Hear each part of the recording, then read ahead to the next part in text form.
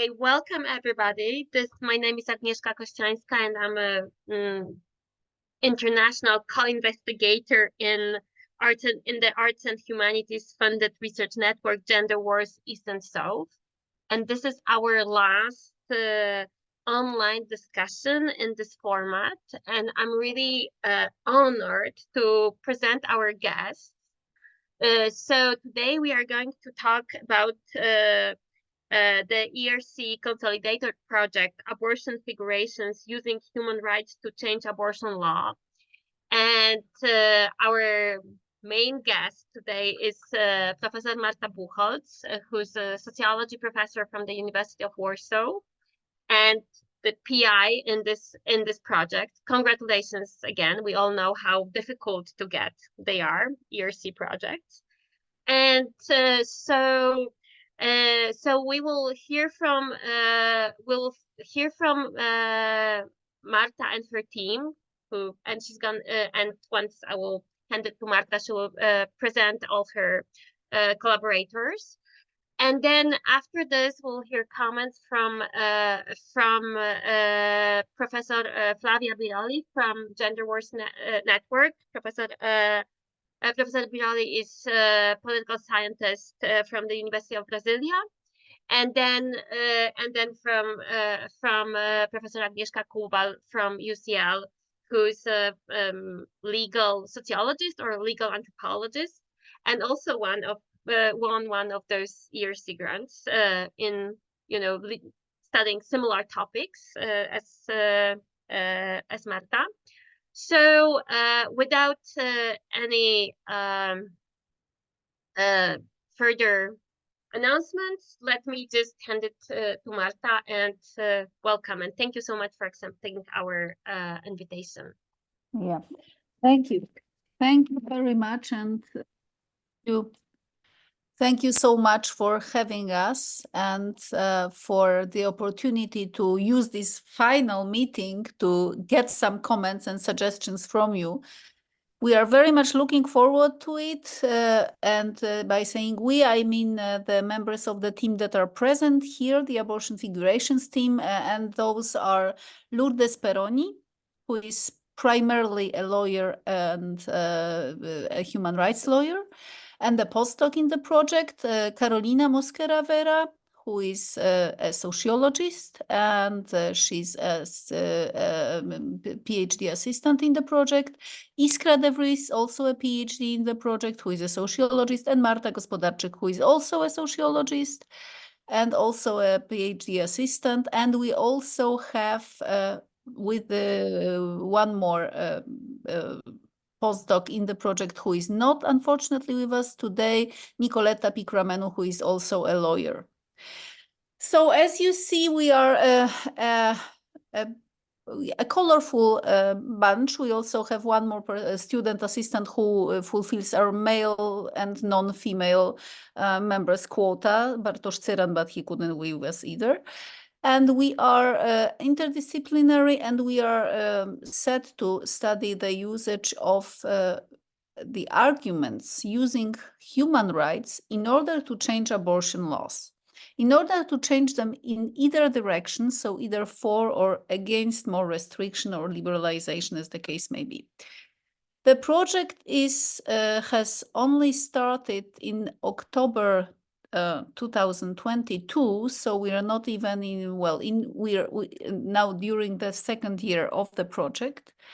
And what we thought we could do today is tell you first a bit about the theoretical framework of what we are doing and about the research design, and then to what we have done thus far. So I will first speak for a few minutes, and then I will give the floor over to my teammates, who will tell you about the things that they were specifically occupied with during these last, not quite 2 years, a year and a half. And then we would very much like to hear your comments, specifically also on some questions that we have encountered that I will summarize in the final part of our presentation that should hopefully not exceed 45 minutes. So the starting point of this work was an observation that, well, human rights can indeed and are being used to change abortion laws all over the world. They are being used as an argument with more or less efficiency, and they are being used in all possible contexts and by forces that are both, I will use this terminology for clarity's sake, even though it's far from clear really, both pro-life and pro-choice forces in all the abortion debates. And when thinking about the project design, I based it on Norbert Elias's theory of the process of civilization. And I know this is a very problematic term, and the theories that you might think is very far from gender concerns.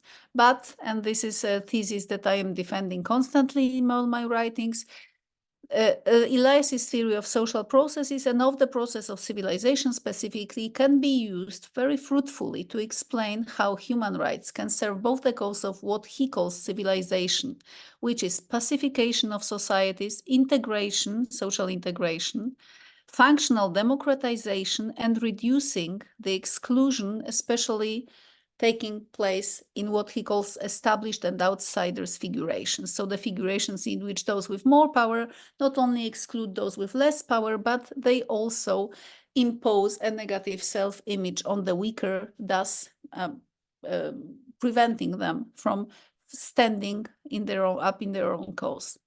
So by using Elias, we are focusing on these specific issues.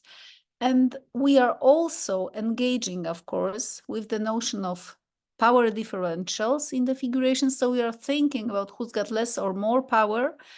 And in this context, this also inevitably leads us towards feminist theory, especially as we are thinking about subjectivities of the subjects of laws that we are studying when analyzing the use of human rights in the practice of legal change. And this practice of legal change we are considering on 3 levels. So we are looking at the international level, we are looking basically at the United Nations level, and the United Nations agencies levels, and then we are going downwards towards the regional human rights systems, and there we are considering 3. We are considering Europe, Africa, and the Americas, so the Inter-American system. And then we go downwards still towards the nation-state level, and we have selected pairs of countries for each of these 3 systems, so Europe, America, and Africa, that represent abortion debates that went in the direction of more liberal laws and more restrictive laws. So this was, and this is one of the things that I wanted to comment on in the closing part, it was I like to think about it that way. It was a very elegant, symmetrical research design. So we have 3 parts. In each part, you have 2 elements, and these elements are clearly contrasted. So we've selected Poland and Ireland for Europe, Mozambique and Senegal for Africa, and Argentina and Honduras for the Americas. And we were planning, and we are still planning on studying 3 dimensions of the debates about changing abortion laws that we engage with. So we are analyzing the human rights part, which is done by the usual tools of legal analysis and comparative law. We are also using interviews with activists participating in the abortion debates in order to see the emotions, the affects, and the meaning that are being constructed in these debates in reference to human rights. And this is the sociological part. So we have a legal part and the sociological part. And we also have a linguistic part where we'll be studying with the tools of corpus linguistics the usage of words in these debates. So we have 3 pillars, and we have 6 fieldwork countries in 3 regional systems of human rights. And we have been on this, as said, since October 22, but most of the team joined a bit later, and we are now a team of 7, soon to further expand into this linguistic direction that is currently not represented on the team yet. We will have sent to our commentators a summary of our activities thus far, and now what we wanted to do is to briefly present the activities starting with what can be possibly the most interesting thing here, which is the fieldwork, the sociological fieldwork part, and then proceeding towards the questions that arose during our engagement with abortion debates in our fieldwork countries. So now I will just move on to the second part of the presentation, and here Lourdes Peroni and Carolina Mosquera Vera will start with a brief recount of their work in Argentina.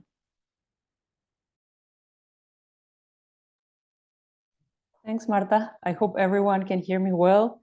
Well, thanks again for the invitation. I'm very thrilled, like all team members, to be here today and to share with you the work we've been doing so far in the field work we've been doing so far in Argentina, together with Carolina Mosquera, who's gonna say also a few words afterwards. So as Marta mentioned, yeah, we started the field work in Argentina this year, quite recently, around February, if my recollection is right.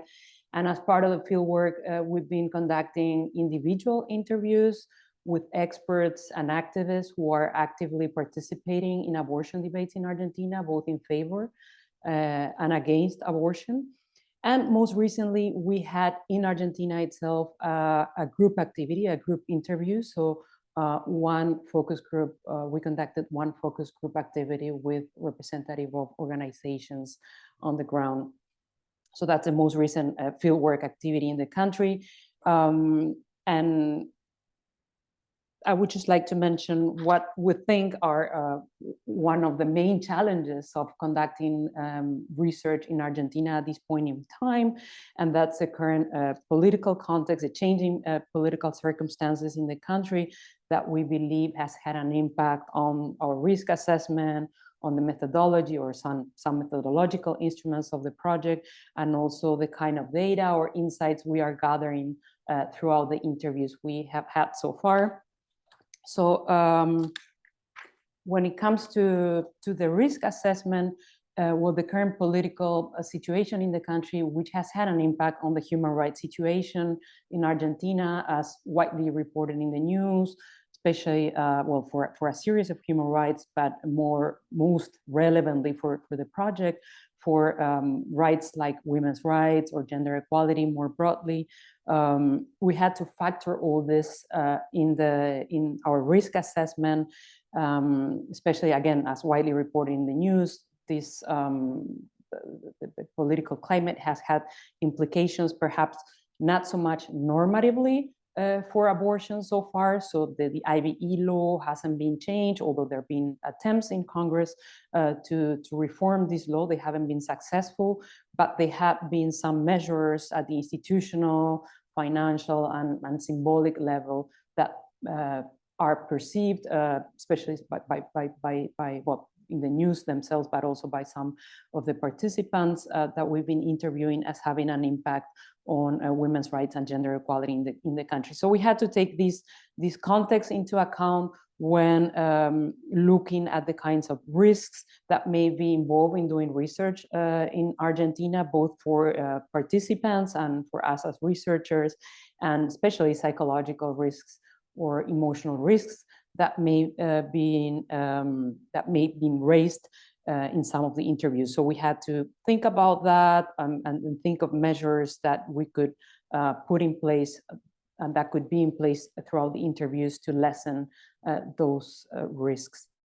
As I mentioned, this also changing political context had an impact on the kinds of data that we've gathered throughout the interviews, both group and individual expert and activist interviews.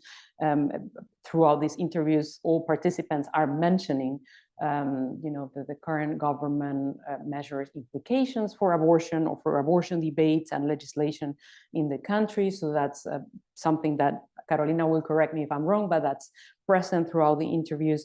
And also methodologically, with this, I'll pass over to Carolina. Methodologically, also this has had an impact in the sense that we had to adapt some of the interview scenario, especially the focus group scenario, to factor in the current political changing circumstances in the country. So in all this process, the role of our local collaborator in Argentina, has been crucial in providing us with information, treating us with news, materials, opinions, reflections, etc., on what's going on at the local level.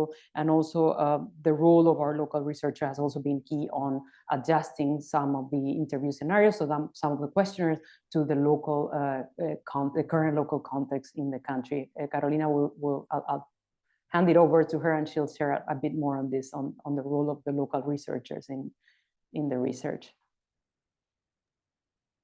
Thank you very much, Lourdes. Yes, I'm also super excited to be here. Thank you for this invitation. Well, Lourdes is a lawyer, I'm a sociologist, so I think that's also a good combination in the field work, also coming from different backgrounds, but with this interested in gender studies and Latin America social theory. So I think that also play a role in our field work in terms of positionality and connecting with the context, but also understanding the challenges. I think for us, Argentina, for us as a project, because it's true that we have like different kind of division regarding the geographical analysis, but we are sharing all this, you know, like every Monday we are connecting our findings and comparing some of the observations that we are having in the different countries. So I think that also it's great in order to see or identify patterns within the different continents. So for us, Argentina was really important due to its tradition regarding human rights struggles and these prominent debates regarding abortion laws and some of the symbolic movements, for instance, the Green Tide or at the regional level in Latin America emerged there. So that was an important sense for us in order to understand the Argentinian case. And as Lourdes was saying, for us, like the local researchers, Maria Angelica and Agostina played like a key role by engaging with the participants, providing essential context, but also to address in this sense of epistemic justice, like the expertise of the local researchers that know by heart the context and also have theorized and problematized their own case. So it was really important to kind of having this, well, Lourdes is also from Paraguay and from Colombia, so connecting this kind of at a cultural but also geographical level to understand the debates on the field. We are currently in the transcription of the interviews phase, so it's not like a completely, you know, closed findings or something, some sense of observations, and we are probably going to explore more this in the future, but just giving you like kind of a sense of what we saw there. First, there is this kind of sense of displacement in the pro-choice feminist movement from the agenda of sexual and reproductive health and rights, especially abortion rights, to an activism more centered on the social and reproduction of life and care, more like a communitarian feminism, which makes sense taking into account the conditions with the political change and the new scenarios emerging in the country. So that was kind of an important issue mentioned by some of the pro-choice activists and feminist movements. Secondly, there are specific characteristics in the country related to the administrative organization as a federal country. So this implies that due to a lack of political will at the national level in terms of implementing abortion law, some efforts in the pro-choice side are at the federal level, demanding supplies and specific funding. So there are these specific, you know, dimensions of the administrative organization that of the country that should be also taken into account in terms of comparing with other contexts. And a third, there's also a reconfiguration of the role of a state with the new president, and some activists mentioned in the pro-choice feminist movement that there is a sense of disorientation since it's perceived that the rules of the games have changed completely. So it's hard to find like in which way you can articulate your political action if the state doesn't play the same role that used to play, right? And if everything is changing, administrative, but also at the normative level, so it's hard to catch up with all these changes, and it demands new strategies for those movements. And in the case of anti-abortion participants, there are some discourses on some languages that link abortion and abortion debates with a language of mass human rights violations. We have identified this also in other countries. Maybe our PI could tell you more about it, but it has like local expressions. So in Argentina, it could be connected with the dictatorship past and some discourses linked to this historical context, but it has like specific manifestations in depending on the country. So I think those are some of the preliminary observations that we have regarding our fieldwork. But of course, it's not like everything that we saw, is more like some sense of it. We also have a video blog on our website regarding the Argentinian case, and we share like different pieces on that. So if you want to follow us on YouTube and social media, we're also available there. And I think that's all for our side for now. And my colleague Marta will take the floor next. Thank you.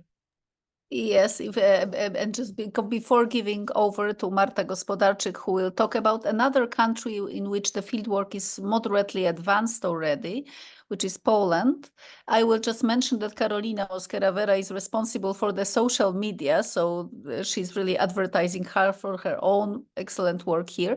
And we indeed did invest in a video blog, so Agnieszka Kościańska here, you rest assured that there are some YouTube materials that are viewed much less than your seminars. Let me just say that. But we are still hoping, the hope dies last.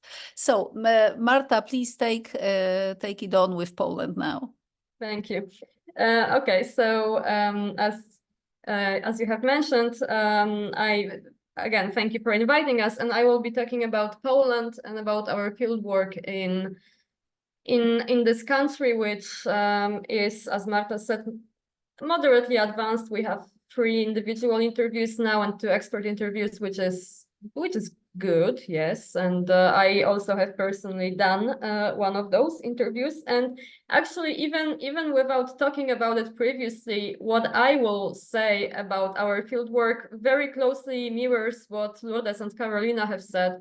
And that is the role of timing and about the political climate in what we are doing. And it really mirrors the situation, Argentina and Poland. So as you know, we have started the process in October 2022, the planning stage, and then the obtaining of all the ethical clearances and the creating of the questionnaires. All of that took place before the parliamentary election in Poland, which happened in October 2023. And the actual interviews took place after.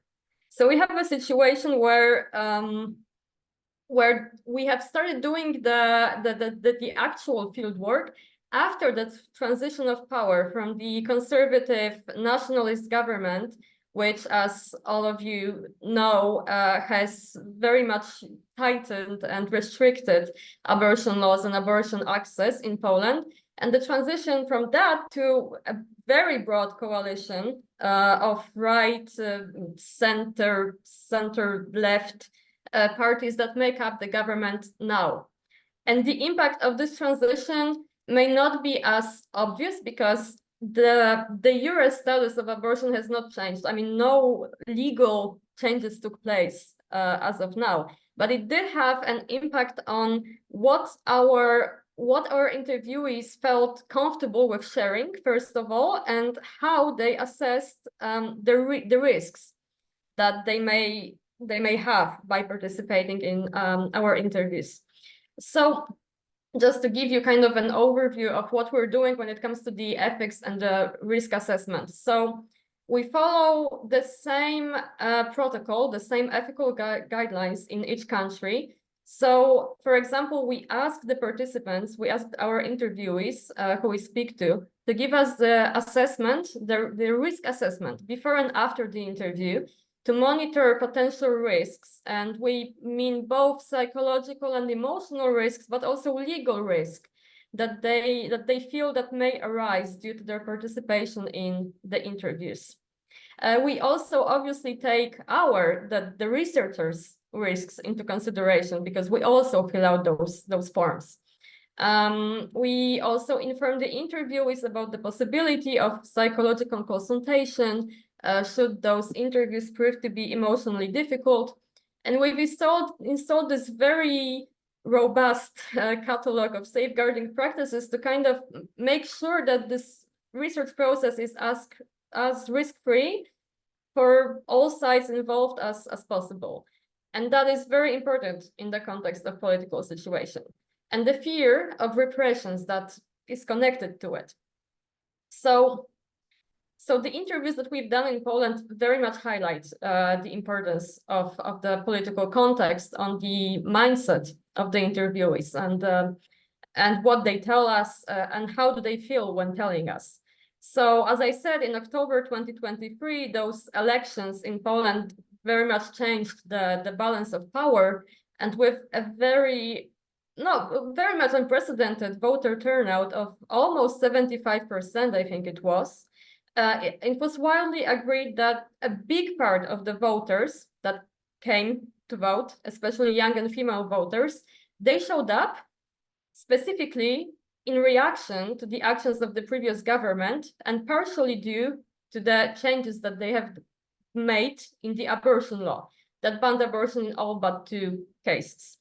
So the hopes for liberalization immediately after the election were high.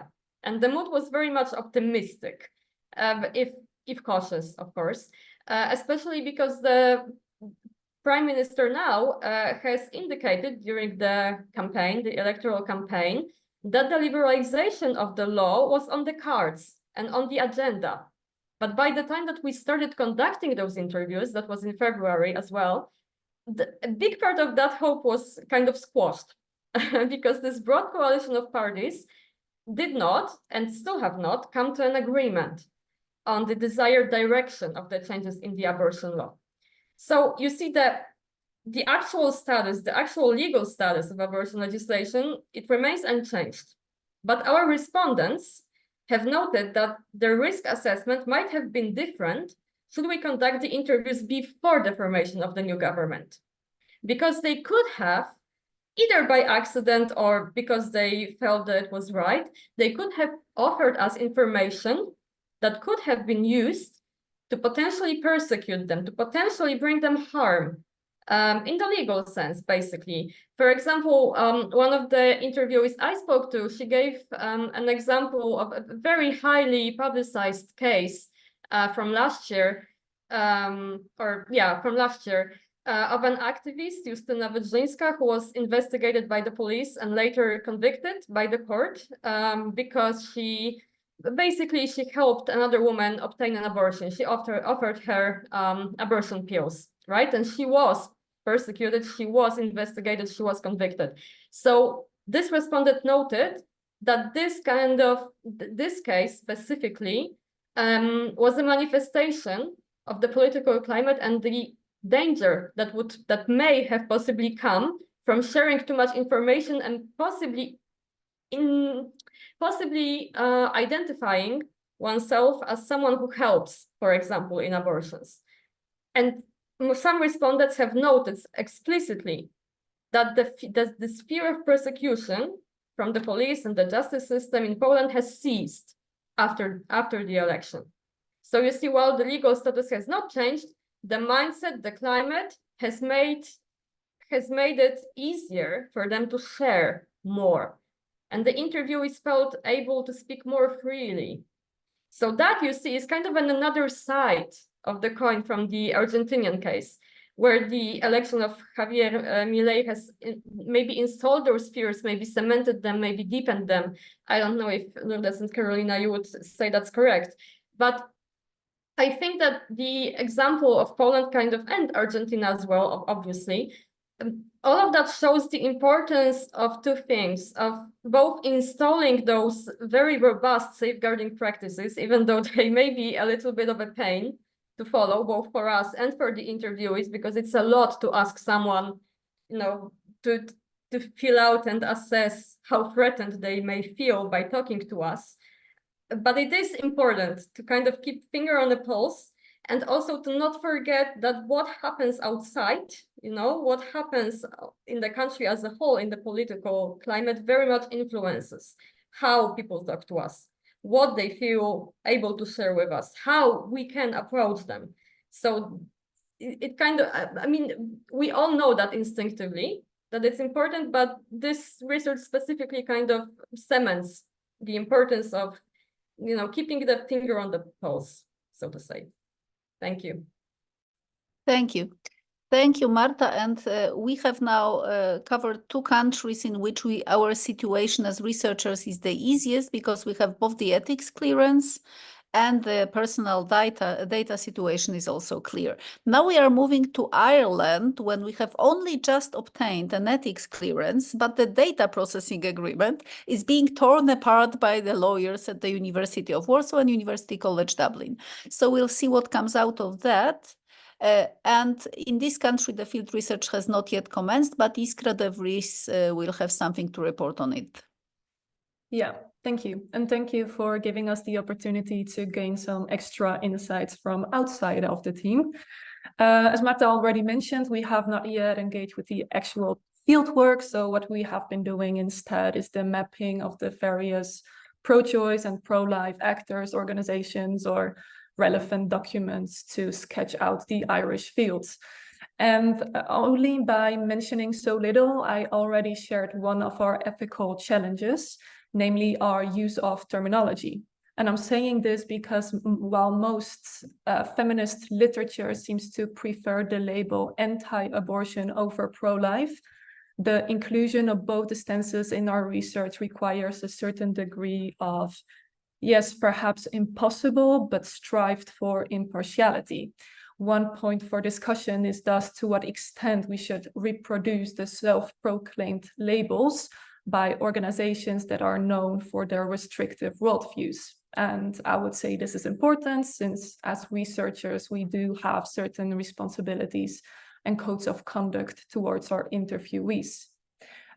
So while abortion was legalized in 2018 through a referendum that was known as the 8th Amendment, this legal shift has, of course, not immediately reshaped the Catholic-oriented culture regarding reproductive questions.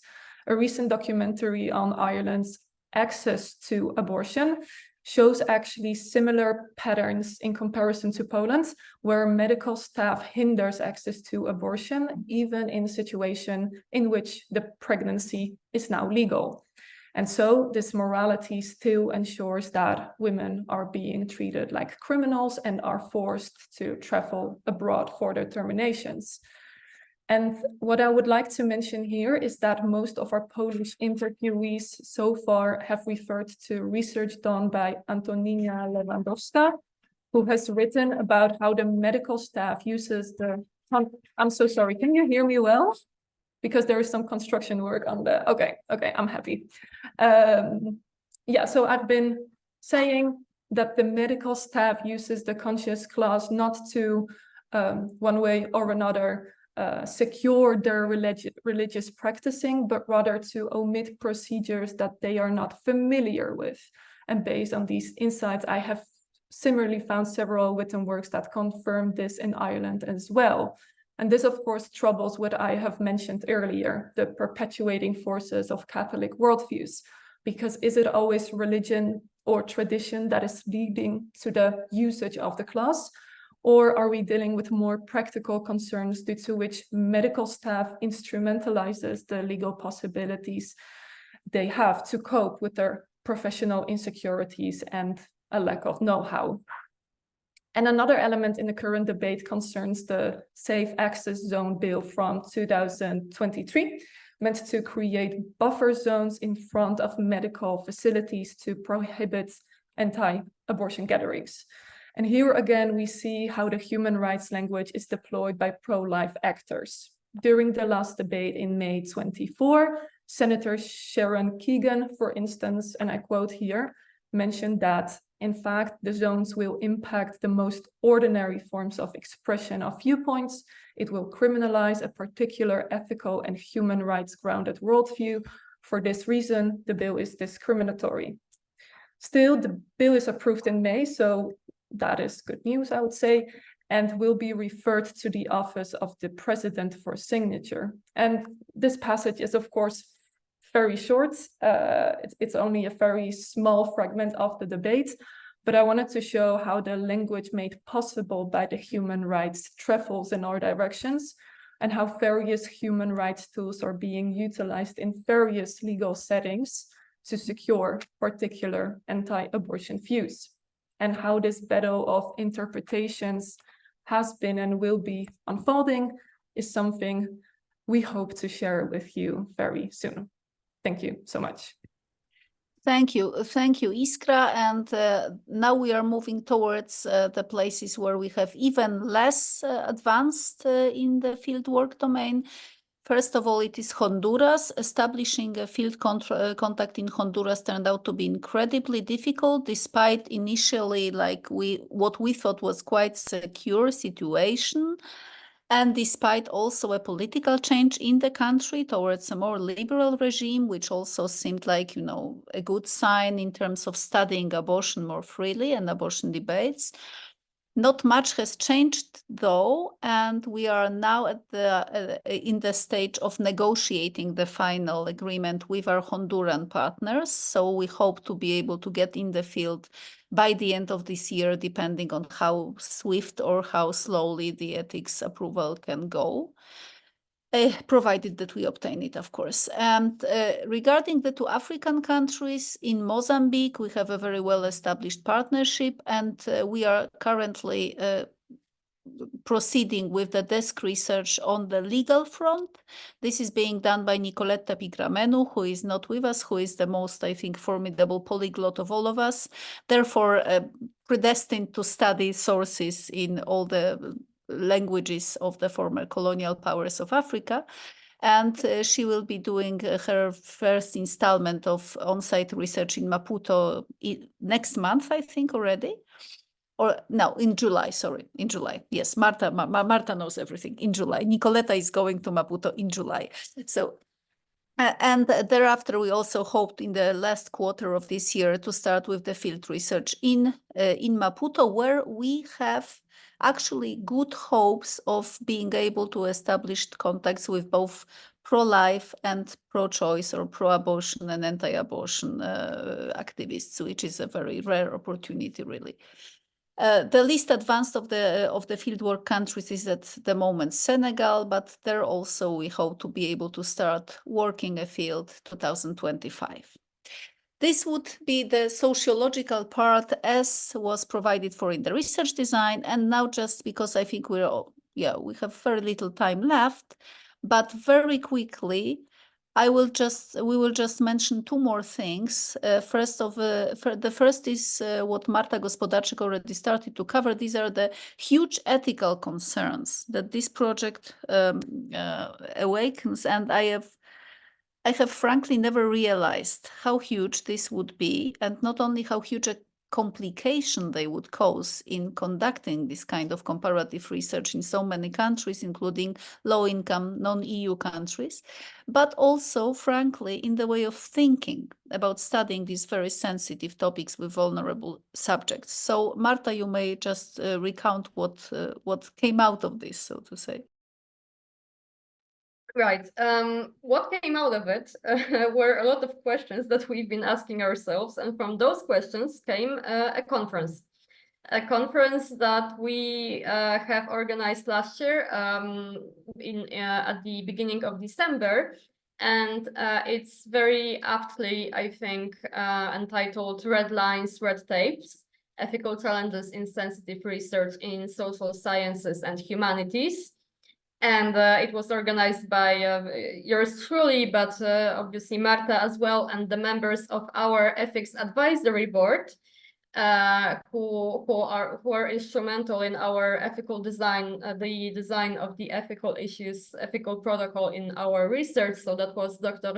Carmelisa Soares da Costa Rosario, Professor Pamela Feldman-Savelsberg, and Professor Lirio Gutierrez Rivera. And it was very amazing for them to come all the way from Colombia in one instance to join us in person in the cold Polish winter.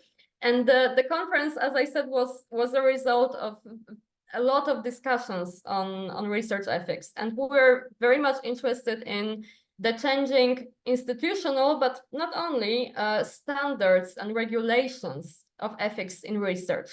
So both the possibilities and the new horizons, new ways of thinking that they open, but also their possible limitations. So the questions that we've been asking ourselves are, for example, is there like a golden standard of research ethics that could be applicable towards geographical, cultural, regional borders? Or how could and how should we ethically investigate some aspects of social life that can be hidden or difficult, maybe taboo or maybe clandestine? And the biggest one, I think, of all is, so how do we navigate between what is, I think, the universal goal of our work, of research, which is to know more, and the need to protect and safeguard those that we talk to, those that we write about. So from those questions that are very difficult, that the conference materialized, and we were able to have two very formidable keynote speeches. So one from on the more anthropological front from Professor Kimberly Fidden, who works at Tufts University, and she spoke about secrets and silences in fieldwork research. So what do we do when we hear secrets? What can we gain from omissions and from silences? And then Dr. Rebecca Fidden from University of York, who spoke on the global trends in those ethics standards for research in humanities and social studies. And we have gathered 26 papers, I think, during the conference, and they touched upon a myriad of issues. It was really a very intensely packed program. So we had a panel on the position and responsibilities of the researcher in the field, and then navigating the intersection and relations between activism and research, which also, I think, is a very poignant part of ethical considerations. Researching vulnerable groups and populations, and then some reflections on the role of committees, institutions, stakeholders in the design and implementation of ethical research guidelines, and very topical, the impact of COVID-19 pandemic on ethics in research. And we are very much proud of both the diversity of perspectives we've shared, we have gathered at the conference. So both discipline-wise, because we had representatives of political studies, but also law, obviously sociology, anthropology, cultural studies. But for me, it was especially important, and I was quite proud of that, actually, the geographical perspective when it comes to diversity. So we had presenters obviously from Poland, but also from India, Philippines, Ghana, Australia. And this diversity of views and of contexts, it made for, I think, very intellectually stimulating 3 days of discussions, even though, as I imagine all of you know, the organizers of the conference usually hear the least of the panels, because it's always the organizational work. But I do believe that it was very very inspiring for me personally as well. And of course, the work wasn't done here, because after the conference, we had some answers, but we also had even more questions. So we've started working along with our one of our keynote speakers, Rebecca Tapscott, on a special issue of research ethics that will kind of touch upon, but also develop issues that were discussed during the conference. And we've, of course, invited several of the attendees to contribute. And we came up with this overarching theme of ethics from the margin. So this special issue will kind of consider ethical discussions as they take place in countries, territories which have usually not played a dominant role in shaping the existing ethical narratives. So we've invited our contributors to think about situatedness in research, and of course reflect on the intersection of positionality of the researcher and research ethics. So what are the potential ethical problems and issues that are connected to situatedness positionality? And to what extent does positionality require us to rethink our methods, our strategies, and the produced knowledge? So these are the main objectives. And I hope, I know actually, that it will allow us to share what we've worked together at the conference with a much wider audience. And of course, what we're still discovering and learning about in the course of research, and I think that no one will ever be done learning about it. So it's a very exciting project. Thank you. Yeah, thank you. Thank you, Marta. So the Red Lines, Red Tapes conference was one of the things that we didn't expect to happen. It just happened after we were, after we have worked on the ethics approval so long and so much, and we thought, okay, this is too important a part of our work just to let it go like that once an approval is granted. But another line that we did not quite expect to develop is also one that Nicoletta Picramenu, absent today, is responsible for. Basically, both the debates we're working with and the laws, both international and domestic, that we're studying, are so, so to say, I'm looking for a good word. Their angle, their approach to abortion is such that they are focused on women mostly and on the access to abortion mostly. But there are also, of course, other issues that can be taken into account when thinking about abortion and reproductive rights more broadly and the debates about regulating them. And one of these angles is the issue of getting out of the women-only perspective towards a broader gender angle and thinking about abortion as something that may be and should be, the way we think about it, accessible, but that can also be forced on individuals. And from these considerations, Nicoletta Picramenu's research on selective abortions of intersex fetus arose, and on the approach of intersex people to abortion debates and on the representation of intersex people in abortion debates. This is not the only possible angle on forced abortions, of course, and it is, I would say, not even the most representative of the usage of human rights in argumentation about abortion regulations. But it does have an advantage of Nicoletta Picramenus being an international expert on the topic and also a high-ranking activist, so having good access to what is currently being done in the field. And we are very excited about the possibilities to get into the broadening versus restricting of the circles of identification. So this possibility of tracing civilizing effects of human rights via as seen through the lens of the rights of intersex people in the context of abortion. So this is one unexpected thing that also happened during this last year, since Nicoletta has been with us.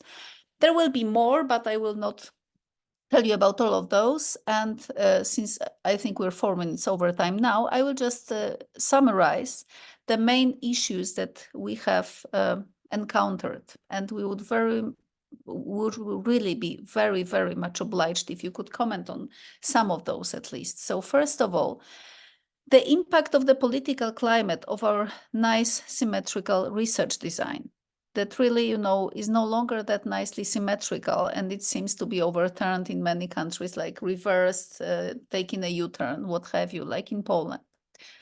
Second, that this, of course, speaks to the difficulty of creating a research design that would be immune to such political change. Second, the difficulty of studying comparatively abortion debates in countries with very, very, very diverse political and also political cultures and legal environments. So despite the communalities of international law, there are more differences than resemblances between the countries that we are studying, as much as we have ascertained thus far.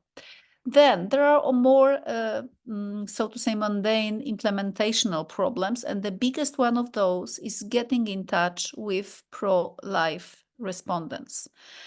We have been, interestingly enough, this is another point where I was disappointed in my optimism, because I thought, okay, I have a network of contacts that should allow me to get in touch and make myself credible to respondents who do not share my views on abortion and whose views I do not share. This is easier said than done. And of course, this is something that may require a readjustment of our research design time come. And there is also, well, there are various institutional problems, legal problems, but the biggest problem that I see now comes actually from those interviews that I have done in Poland, but also from reading some works, including Agnieszka Kubal's work and others also writing about using international jurisdictions, claims to international courts and international debates in changing the regulation of abortion. So one of the interviewees said, okay, I'm using this argument, but I do not believe in it. I don't think it works.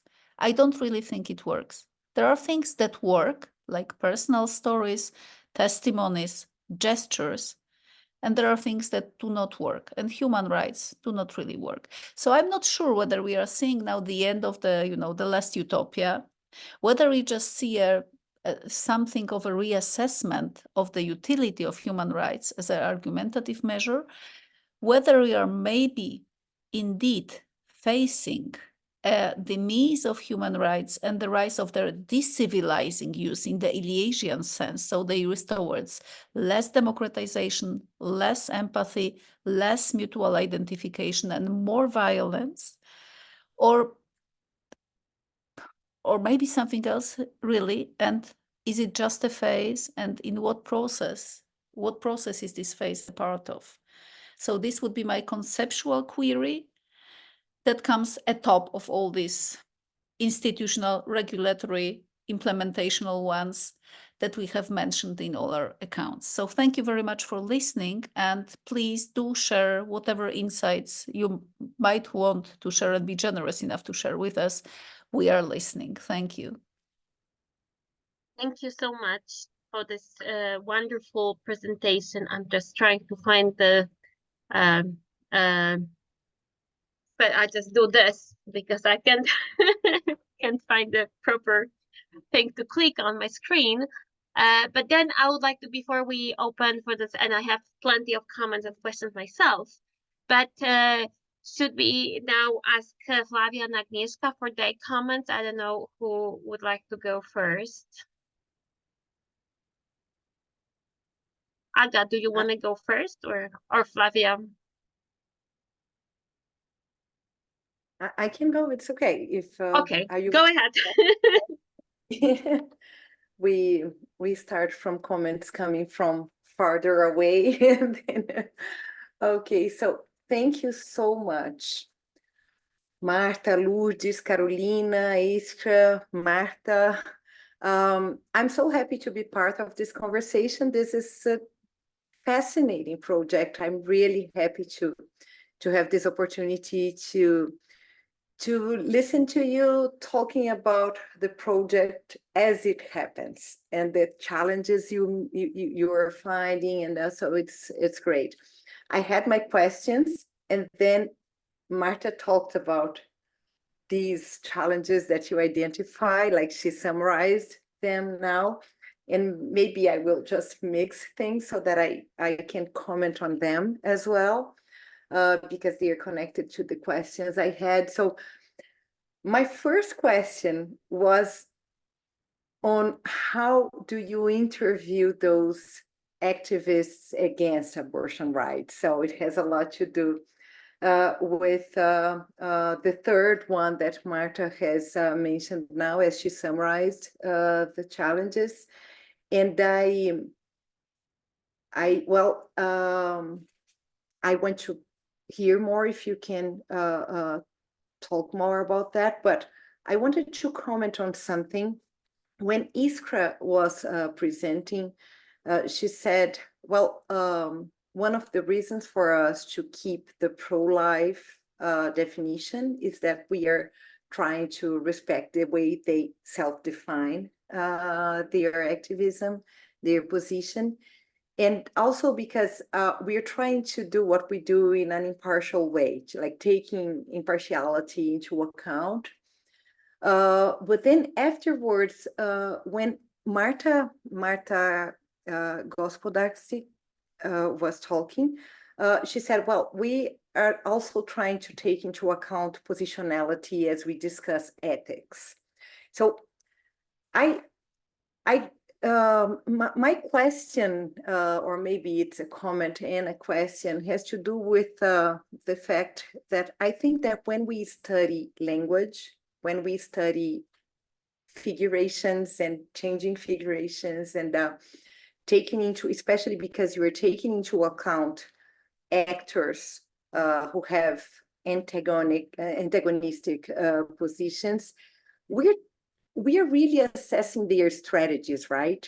Like talking about language is talking about strategies. And depending on how we make that public, we might or not work in ways that end up legitimating some strategies. So this is one concern I would have. So can we be impartial, especially because you're talking about, Elias, you're talking about civilization, democracy, empathy. So maybe there are ways for us to think about positionality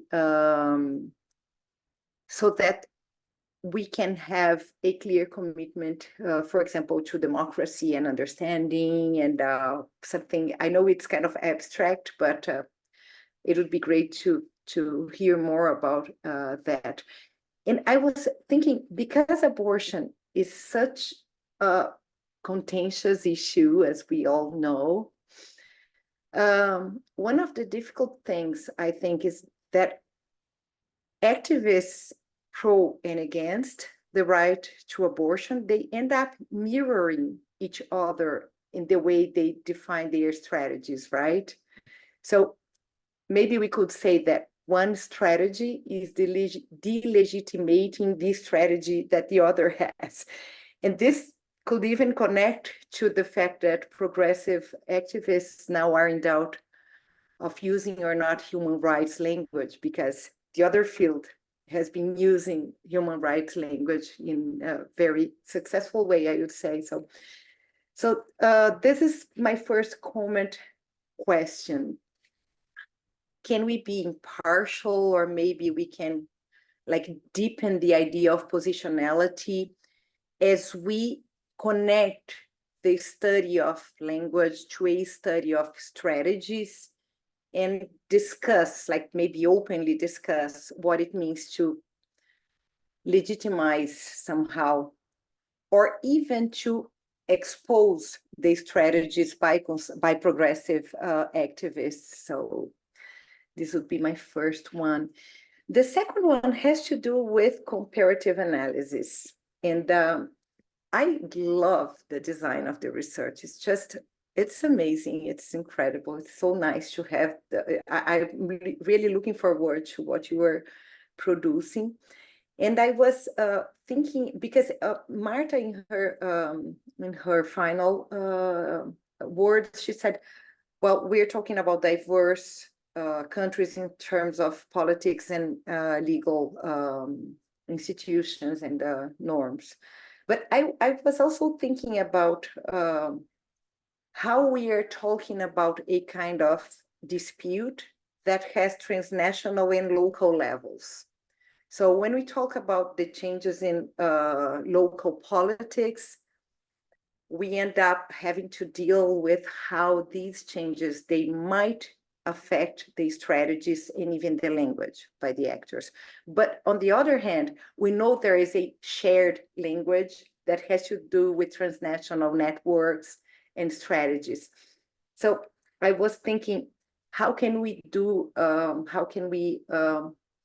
maybe I thought, unpacking this in a research as you were doing, like unpacking it and trying to make to help us all comprehend the transnational in the interaction with the local levels, taking into account the political changes, could be very interesting as you have all these cases. And I'm guessing you were finding a lot in common in terms of languages and language and strategies. So maybe, and finally, I'd like to ask you something, and I will be very, very quick in commenting on Brazil, so that you know where I'm coming from with my question.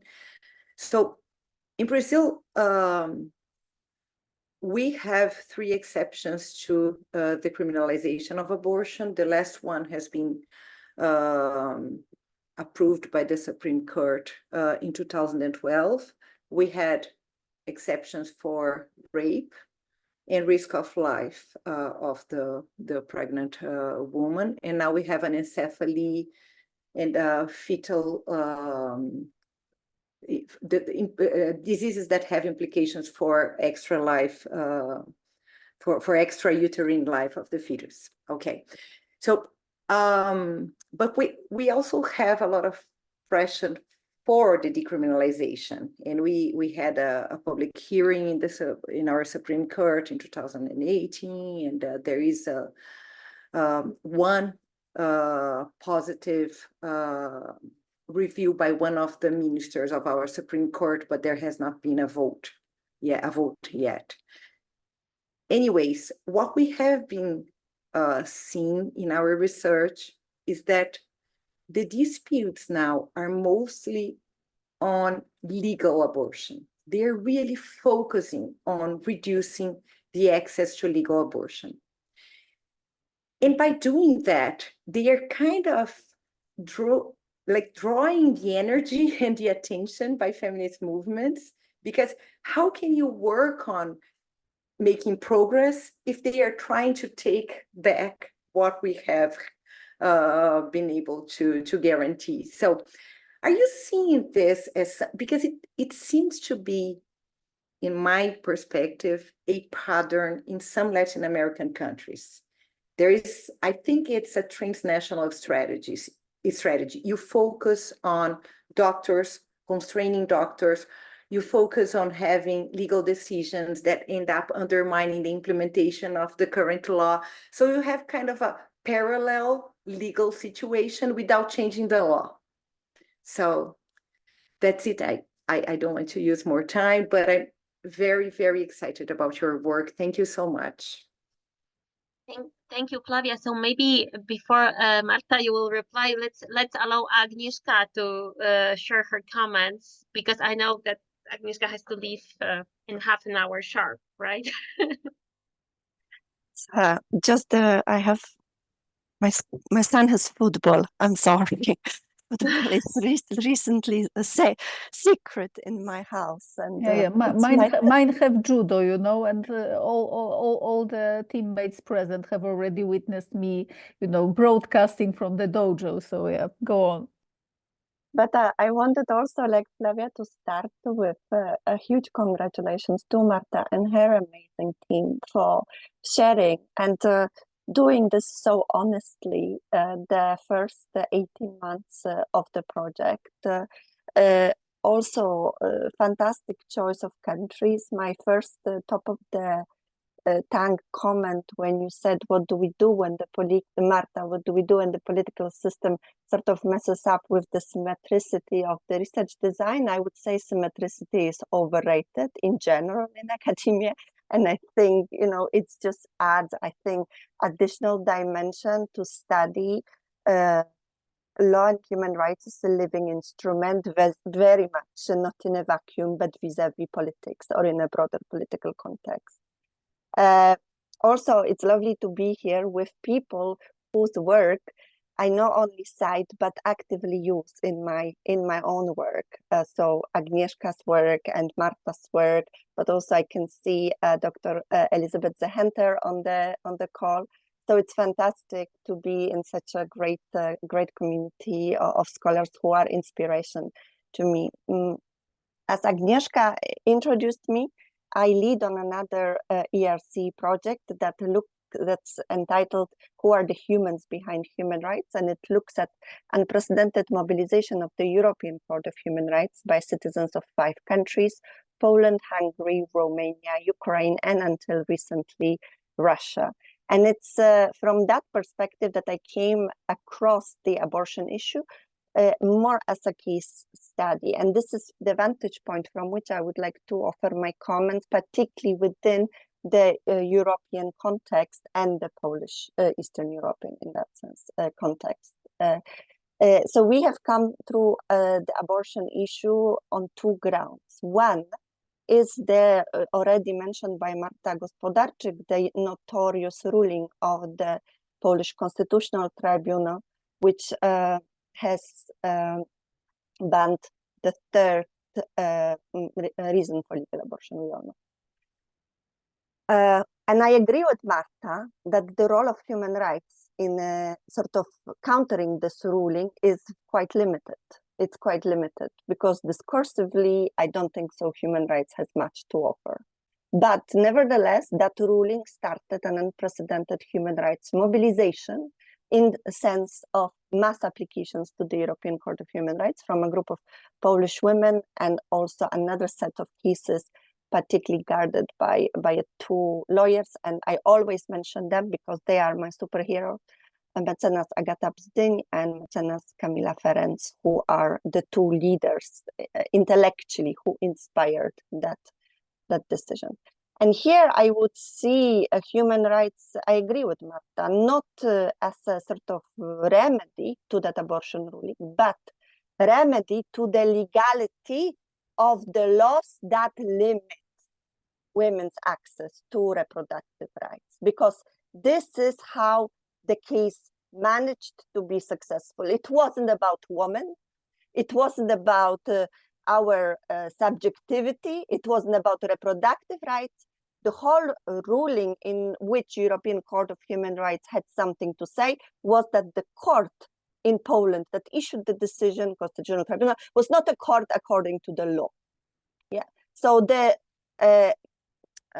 it linked it with Article 8, right to private and family life, but only insofar as the state has a right to infringe on that right to private and family life, and it has to do it within the boundaries of the law and legality and rule of law, and it obviously has overstepped on here. So I would see exactly from that perspective the human rights as a tool to assess the legality of the instruments that try to limit women's reproductive rights.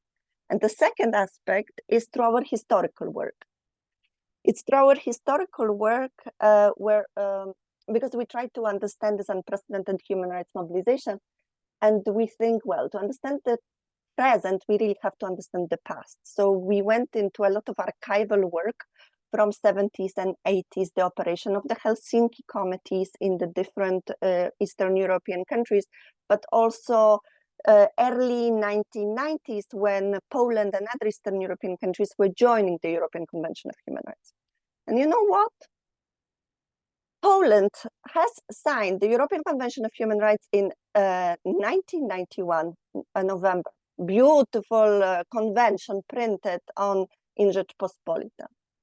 It has ratified the convention the January 1993, but it has ratified the convention without 2 quite important prerogatives. First is recognizing the jurisdiction of the European Court of Human Rights, or as then was the European Commission of Human Rights.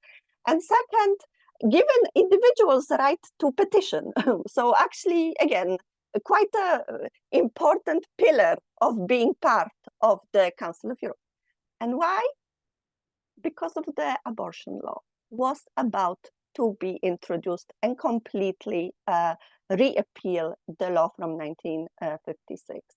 And the then more conservative Polish MPs were quite scared that this law would immediately proceed to the European Court of Human Rights or European Convention of Human Rights. So basically they decided to preempt that potential move and and not give individuals. I mean, of course, it has all then later been changed, but our historical research in the archives show in and out all the time that abortion has been, or access to reproductive health in Poland has been a matter of subsequently bad law. And bad laws just in the sense of not the substance, but how this law came about. So there is, for instance, in 1990s, as you probably know better than I, executive decision of the Minister of Health banning abortion. How can you, the reason why we investigated is that the Polish ombudswoman at the time, Ewa Łętowska, has appealed to the constitutional, because how can you decide on a law of an act of a parliament with an executive decision of a minister? I mean, these are not of the same legal character. Next, 2 years later, Code of the Medical Profession again bans abortion. How can a professional, a regulation of a particular professional group, like doctors, again appeal something which is a law on a national ground? And here again went another, I would say, appeal to the Constitutional Tribunal by the Polish ombudswoman. So I would say the scope for me, again, in my very limited but Polish case, would be quite interesting to explore the role of human rights, not necessarily in its substance of giving the woman right to decide about its reproductive health, because we know human rights has been consistently failing on that, but its ability or potential to give lawyers a tool to appeal bad laws. And by these bad laws, I mean laws that are legally defective or that fly in the face of the rule of law. So these are my comments. But congratulations, fantastic project, and I'll be following the results as you go along. Thank you.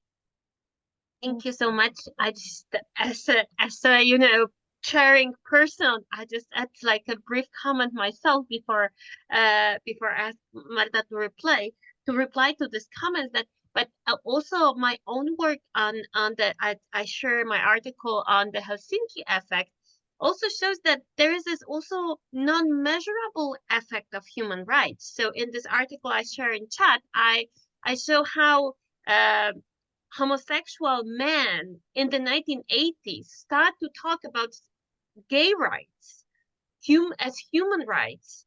You know, in this general climate of human rights that appears in Poland in the 1980s, that there is Helsinki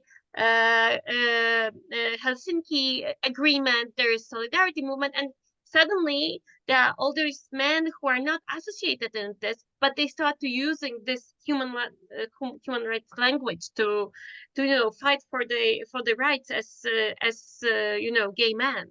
So this was just a brief. So Marta, do you want to respond to this before we ask others to ask questions, comments? I'm sure there will be some other. Yeah, I think I had better, thank you, Flavia, and thank you, Agnieszka. I think I had better start with Agnieszka's questions because of football. So I do appreciate the importance of this. So let me start by thanks, and first of all, congratulations back. And I am sure our two projects can really benefit by mutual exchange and collaboration.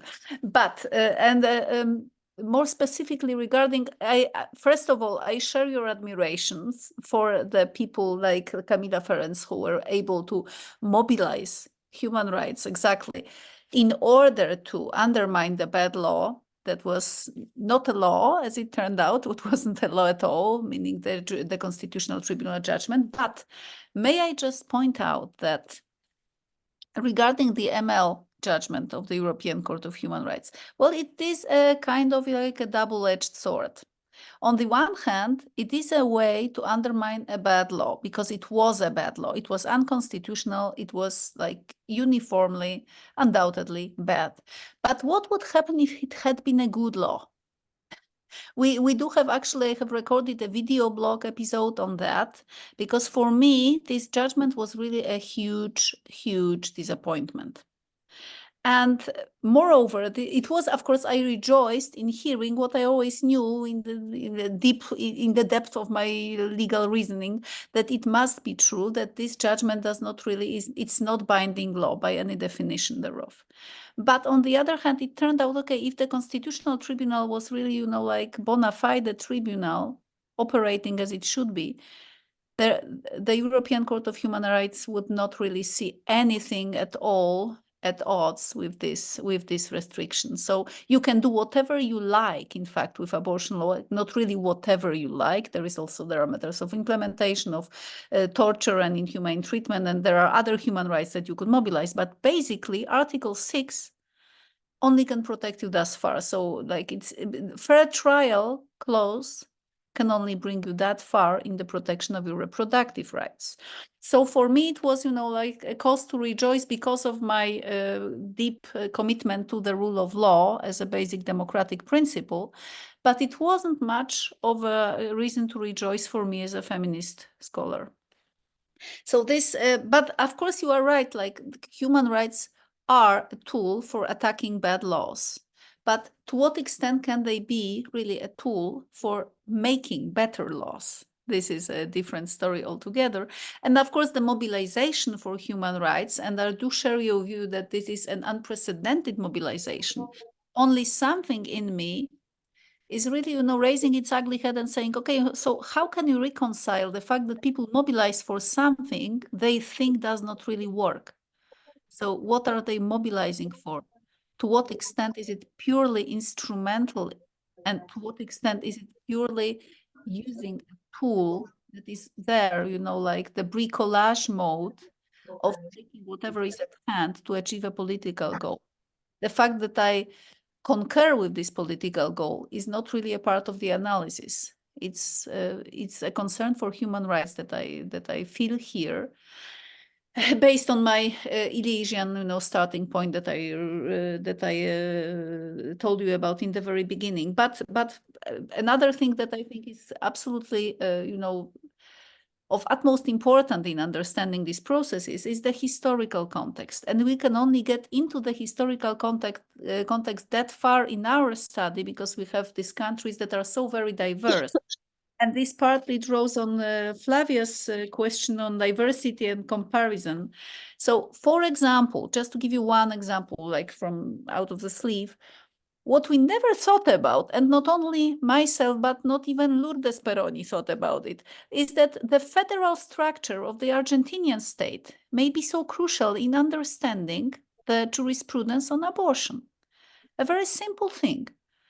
We tend to think about domestic laws and domestic jurisprudences as the final stage of analysis in legal terms.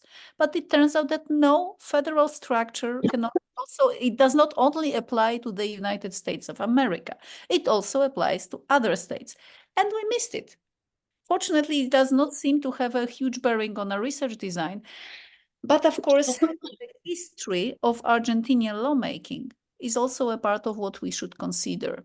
So we are trying to remedy this by really going very carefully into the history of jurisprudence, but there is only so much cultural history and social history that we may enclose in our analysis. So thank you very much for these 2 points, Agnieszka, and yeah, I really do hope that we can get together and work on these human rights angles, because I think our work will largely be complementary. And the Eastern European perspectives on human rights today are so frantically, really. And I'm not saying it because it's my region. It's just a fact. So I think it will be a lot to look forward to, really.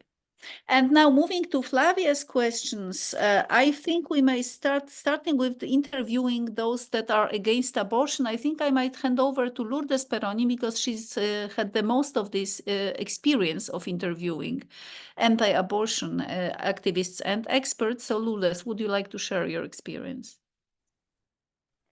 Yes, Of course, thanks, Marta, and thanks, Flavia, for raising this really interesting question. And I have to say, it's a difficult one. I mean, I'm still sort of, especially from the perspective of positionality, is something I'm still working myself on and trying to chew better, to digest my positionality better and to think about it. So it's a really challenging question. But and it is also linked to impartiality, which I think, as Iskra mentioned earlier, is something we strive for in the project. And the way I myself been trying to do this in practice is first of all taking into account the channel and the language of communication with both actually the people who are interviewees who are against and in favor of abortion. So making sure the language and the channel, again, which is usually emails, you know, sometimes they're institutional emails or institutionalized communication with them, but also in the way we formulate the invitation to the interviews, which are pretty much standard, and we try to use, you know, an impartial language there in the invitation emails, also in the way we conduct the interviews. And I at least I should speak for myself, I conduct the interviews. Well, there are these questionnaires that we have that are quite standardized, and that we apply the same questions for people against and in favor of abortion. So there is that as a basis, but at the same time, during the conducting of the interview, also the aim is to remain, you know, to use a language that doesn't show any endorsement for any position or the other during the interviews. Of course, this is linked to positionality mostly. We do publish, and we do, you know, our position is out there in our publications, where in my publications, I haven't written on abortion so far, and I haven't published on abortion so far, but I have published on other topics that are related to gender equality, for example. So of course, my position may be gathered from those publications, and that's public. They know about it. They have my background at hand, and of course, if they ask for more, I'm happy. I mean, the participants who are against abortion ask for more, I'll be transparent about it. I haven't had that experience so far, but I would strive for transparency in that respect as well. But yeah, to just summarize, is I think taking into account the channel of communication, the language of communication, both before the interview, during the interview, after the interview, and also in terms of positionality, being as transparent as possible. If I'm asked about my position, I haven't had that situation so far. But again, you know, sometimes based on our publications and based on our public interventions that are online, people may gather and still, you know, agree, and they have agreed to being interviewed, despite, I guess, they have checked the background online. So yes, I think those are a couple of elements I can share, perhaps not as much as you would like, Flavia, but it's something I'm still thinking about, reflecting on, and working on throughout the process as we go along. If I may add to that, in my own experience in trying to recruit interviewees that would be anti-abortion, I'd say that, well, there is a challenge of building a relationship that would really be based on trust, because how can you establish trust with a person whose position on a very fundamental issue is very fundamentally different from yours? And you can. It's not. That's one of. That's exactly what Kimberly Theodon's keynote in Red Line Red Tapes was about, more or less.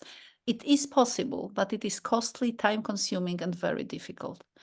And second, I would say it's the necessity to realize that that the issues such as respect, pain, safety, and emotional involvement apply to all interviewees, including those with whom we disagree. So we need to also take the possibility of hurting their feelings, of making them uncomfortable, and or possibly distressing them with our questions very seriously. And this in turn depends on the political climate.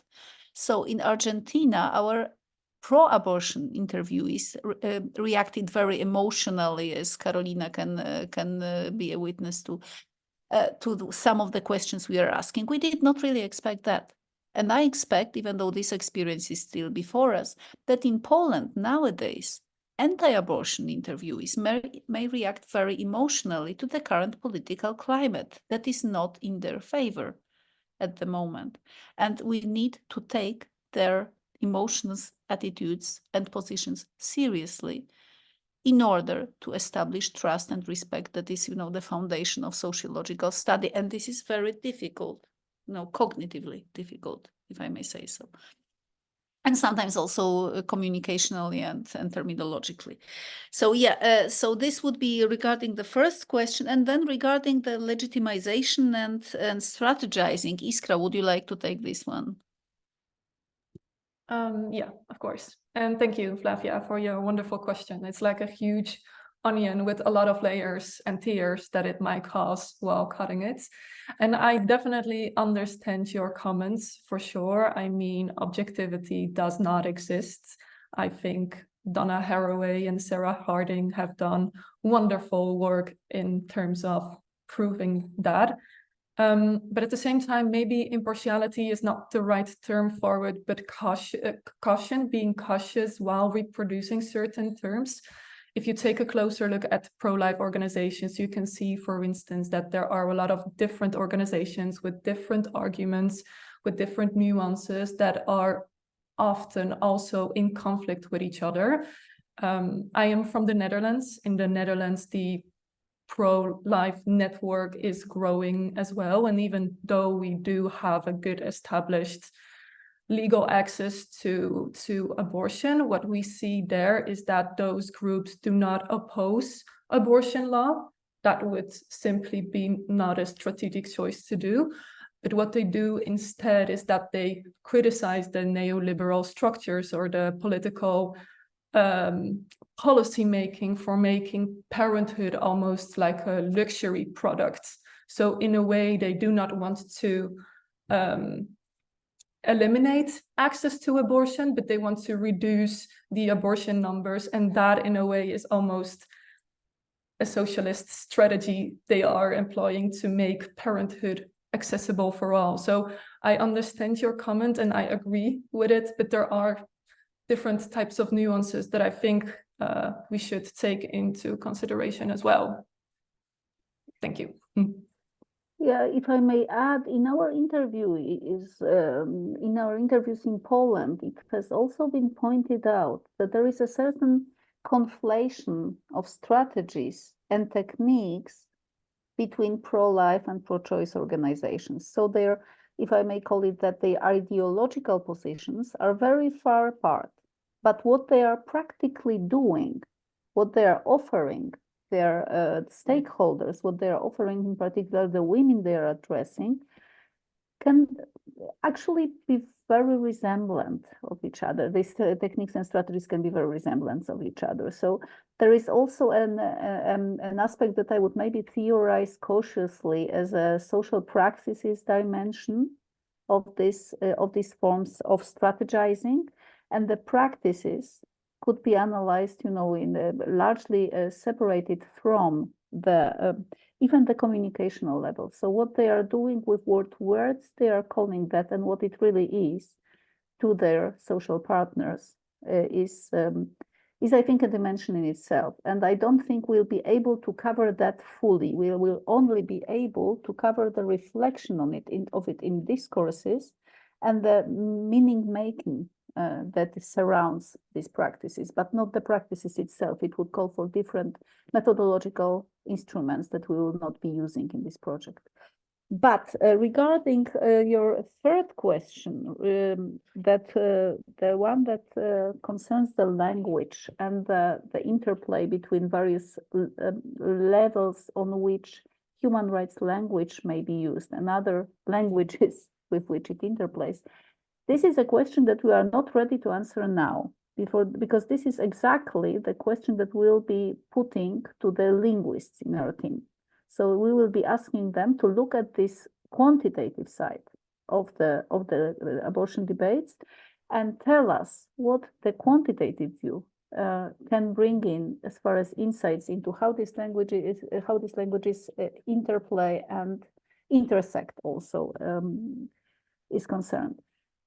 One thing that will certainly be looking at, I can give you examples of these questions that we'll be putting linguistically.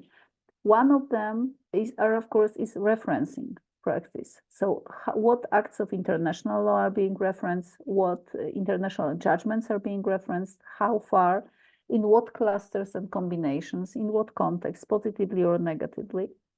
We'll also be asking in terms of international connectivities about, I know it sounds a bit technical, but about proper names referring to geographical units. So we'll be checking whether people in Poland do speak about Ireland more than they do about Honduras. Certainly they do.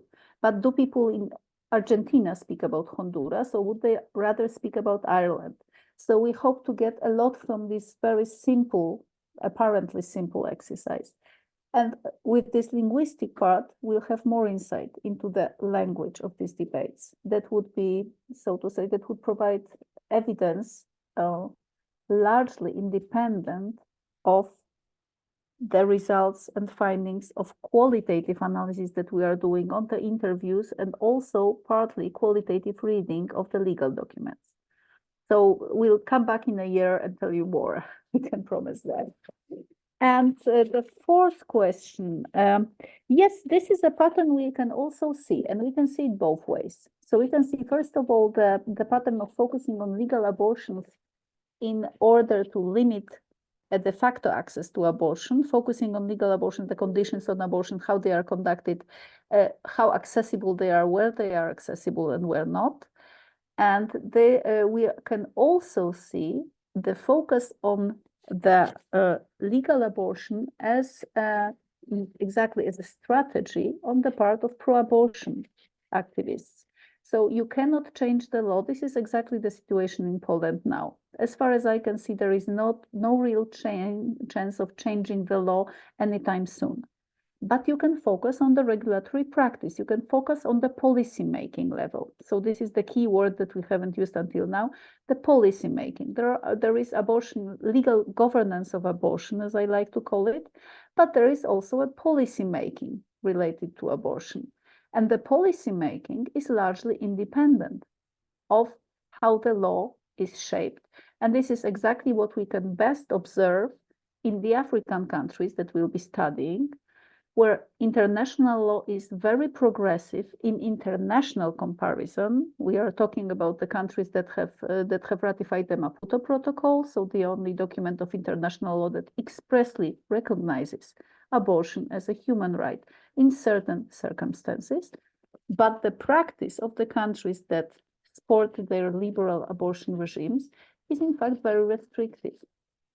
So there is, of course, this policy level. On the policy level, I think your question is best addressed about the patterns of advancing regulatory change without a legal change, if I may say so. And would anyone from the team like to add anything to what we have said thus far? Maybe we can have, because our time is over, but if there's anyone else from outside of the team who would like to say, comment or ask a question, I think maybe we could allow, I know that Elizabeth had a question, but she disappeared, and I don't know if this is EM, is it her? or is there, yeah, Haldis, go ahead. Yes, thank you, Agnieszka. So my name is Haldis Haukenes, as you can see on the screen, and I work at the University of Bergen, Norway. I found this presentation and the discussion afterwards really, really interesting. I don't know if I have a question, but I wanted to share some experiences from a research project that I was involved in a couple of years back, where we studied, the relationship between abortion laws and access to abortion and abortion practices in 3 African contexts: Ethiopia, Zambia, and Tanzania. And I thought it was really interesting. Maybe I could limit myself to the Ethiopian case, but the relationship, you know, the discord, the Ethiopia changed its abortion law in a more liberal direction in 2005. And it wasn't done by the use of human rights language or a rights language at all. We investigated, you know, how this came about, the change and the conflicts and the discussions that took place at that time, but it was a public health argument that was forefronted and that eventually led to the quite big change. And also in relation, but then of course, because the religious leaders, Muslim and Christian, they were not very happy. And the implementation of the law took place through a kind of silent strategy. So it meant that the law wasn't, you know, it wasn't really made well known, made well enough known throughout the country. So we practitioners and the abortion guidelines, but what was also very interesting was that the abortion guidelines were far more radical than the law itself, you know. So the guidelines for practitioners, because it's still illegal to have an abortion, but there are exemptions, and one of the exemptions is rape and other is incest. And then there are also some social reasons, but particularly in terms of rape or underage, you only need the word of the woman. So it means that, you know, you can go to and say that you have been raped and then you will get the abortion. So we have investigated this in, you know, this relationship and also comparatively between the countries. I think that, so that was one thing, you know, the public health issue being much more important than the human rights issue. But then I also wanted to just comment on, you know, the access and the process of, you know, managing abortion in the health system, because of course there are the health system, how they work in at least in these three countries, they work a lot through international organizations that are there to help and implement and actually perform abortions or help. So in the case of Zambia has the most liberal law of the three countries. But in the law, it says that you need a signature of 3 specialists or 3 medical doctors and 1 specialist or 3 specialists. Now I don't remember, but which is very difficult to get when you are, for instance, in the countryside in Zambia. So we came across, for example, we interviewed, you know, Mary Stopes and IPAS and these international organizations, and they facilitate abortion by having certain, you know, specialists who they drive around to have signatures from to say that this is a case that can actually happen. So the whole structure of kind of accessing abortion rights is also, I mean, these international organizations, which are pro-choice organizations, they play a big role in this accessing of abortion. So the situation, I think, is also, you know, the relationship between law and implementation and access works very differently, I think, at least in the context where we have worked. And if you would like to look at our publications, we have a number of different publications coming out of this project, and some of them speak directly to the topics that have been discussed here. So, and I'm part of quite a few of them, so you can search my name and then you will find them. Thank you, Hadi. So I think Hello. that all those projects work very well together. I heard somebody starting. Yes. Hey Agnieszka, this is Elizabeth Zahenter, and I'm sorry everybody, my computer died, and so I am joining you on the phone. So first of all, thank you Agnieszka for inviting me. I am not part of the project, but I wanted to introduce myself. I have a couple of observations or comments. So my name is Elizabeth Zahenter. I am from the States. I am an American attorney specializing in international law, and I have been doing lots of human rights law, especially women's rights law, but I'm also an anthropologist, and I have done extensive field work, and I'm currently visiting professor at the University of Warsaw at the Department of Artes Liberales, when I actually teach human rights law and international rights of women right now, as we speak of it, and talking about abortion. So, and I am kind of connected to various NGOs here, but I'm not. I am Polish actually. I was born in Poland, but I left fairly early, so I don't have as many connections, since I live in the States for the most part. There are several comments one can make, and I'm not sure if this is the best forum, especially since I'm on the phone and I barely can hear you guys. Your project sounds fantastic, and what you're doing is wonderful, and I am awed by it. But I would have some comments, like for example about ML decision. For example, I would think that what courts often do, at least in United States, and by the way, in United States, as you know, you didn't mention much United States, but we now have an abortion issue in United States, and we are also trying to organize, and I am part of the American Bar Association, the New York Bar, and I chair the International Human Rights Committee and also Women's Rights Committee, and we are right now trying to get American Bar Association to join the fight for abortion, or actually equal rights for women, because I'm not sure if you realize, but in the States, there is no equal right under Constitution. Even we have a very ancient and interesting Constitution, but nonetheless, women have no equal rights. And after Roe v. Wade has been abolished, there is a danger that several other laws related to women will be abolished. So that's kind of aside. But in United States, there is this whole other movement that's happening to work on abortion right now, and the people are organizing, and including the researchers who are trying to study what can be done. And somebody mentioned here, I believe it was Marta, who was mentioning about this federalization versus state laws. That is actually the major battleground right now in the United States. That's what we are doing here right now in the United States. Anyways, so returning to this ML law, for example, the ML case and the European Court, courts often try to sidestep the issue for political reasons, and they use some other reason to achieve judgment of whatever they want to achieve. And I think maybe ML is exactly the case of political sidestepping of the issue. They use the example of, constitutional tribunal being not exactly constituted legally, but that does not mean that they would have ruled differently necessarily using different argument, in my view, because our Supreme Court is really doing this a lot.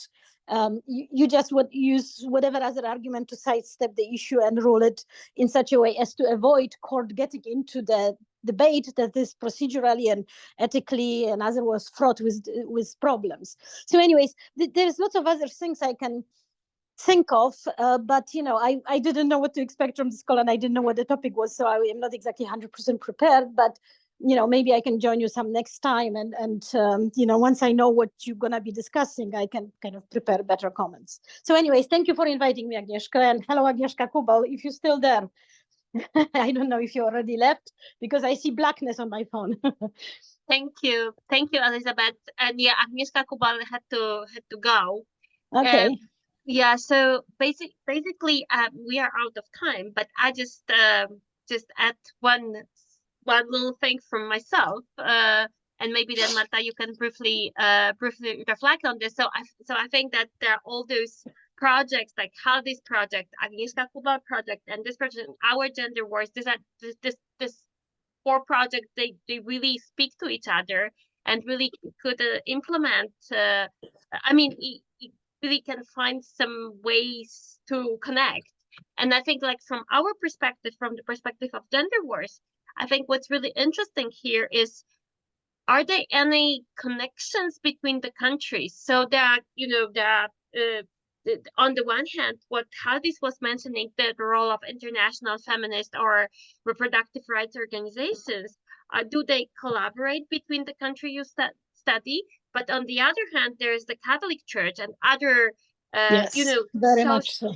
So strong in so many of the countries mentioned in your project, Marta. So and then also other religious organizations, because this is not only the Catholic Church, but there are some kind of Catholic collaborations with evangelical churches and so on, right.